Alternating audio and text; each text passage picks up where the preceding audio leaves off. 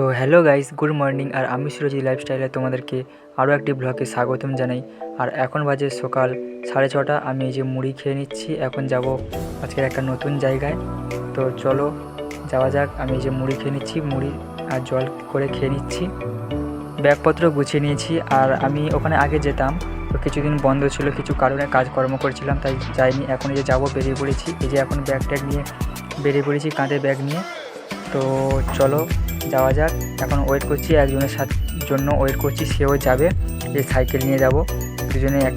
তো গাইজ আস্তে আস্তে আস্তে ব্লগ করতে পারিনি। আর এই যে এখন আমরা বাস ধরে নিয়েছি, বাসে দুজনে বসে আছি। ও ভিডিও করতে যাচ্ছিল না, তাও জোর করে ভিডিও করছি। আর এই যে এখন আমরা যেখানে যাব সেই গলিটা আমরা ধরে নিয়েছি, সেই গলি ধরেই আমরা এগোচ্ছি।